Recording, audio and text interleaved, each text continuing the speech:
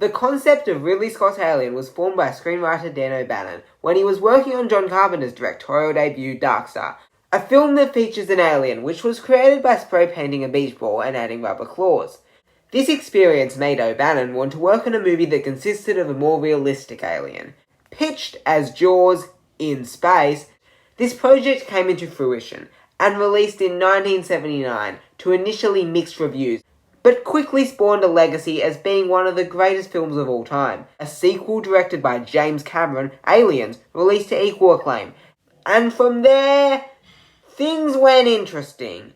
Alien 3 was widely hated and to this day remains one of the most notorious examples of studio interference. Following this came the hated Alien Resurrection, 2 hated Alien vs Predator films, and then 2 highly divisive prequels from Ridley Scott, Prometheus and Alien Covenant. Fans have been wanting a sequel that revitalises what they love about Alien. Romulus has received tons of praise for doing exactly that. And as a newcomer to the franchise, this movie is great. Alien Romulus is awesome. Let me explain.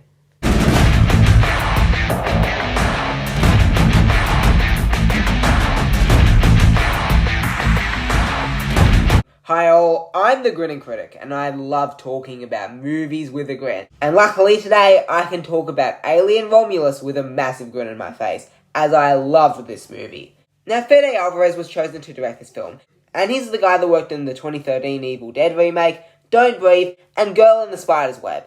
And I think that Disney made a very smart choice in hiring Fede Alvarez as the director of this film, because due to the skills that he possesses, Alvarez was able to create one of 2024's best directed films.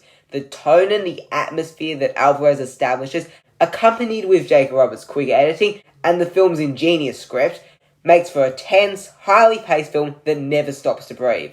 Alvarez and cinematographer Gaylor Olivares make use of the Arri Alexa 35 digital cameras to create many gorgeous shots that draw the viewer into the horror that the characters experience. The horror sequences of this film are effectively well crafted, and where Alvarez's directorial skills really shine, with the xenomorphs being utilised wonderfully as horror creatures. As far as the creature designs go, I think they are brilliant, and I applaud the team for a commitment to the usage of practical effects for the design of the xenomorphs, which helps heighten their realistic nature and adds to a sense of unease.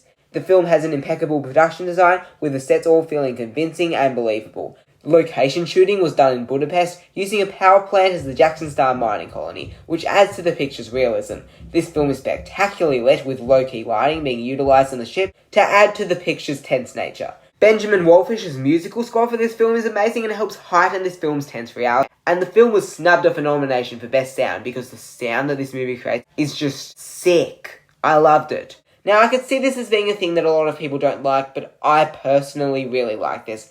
And that was the choice to make the crew a younger generation, as I think this is a really smart way to make Alien appeal to the next generation of horror fans, because most people like seeing themselves in movies, and by having a younger generation means that the younger generation will be more interested in watching an Alien movie, which I think is good because franchises need to have people who are younger to care about them to keep going. But beyond this, the characters themselves are excellent, and they have really strong characterizations. 2 of my favourites being Rain and Andy, who have fantastic arcs and unique backstories. Now, while I have been gushing over Alien Romulus, I must admit that this is not a perfect movie. There is some dialogue that I was finding very difficult to hear due to some poor sound mixing. Now, I get why this was done. It was so that this dialogue wouldn't overpower the sound effects, but the dialogue for some characters was a bit too quiet too much at the time. There's a reference to aliens in a line of dialogue that was delivered so poorly, and it's so obvious that Disney forced Fede Alvarez to include this line in the film, and that moment really takes you out of the film.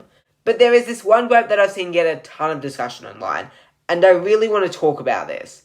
I am going to consider this thing a spoiler because this was not shown in the movie's trailer. Now, what I'm talking about is the de-aging of Ian Holm as the character Rook.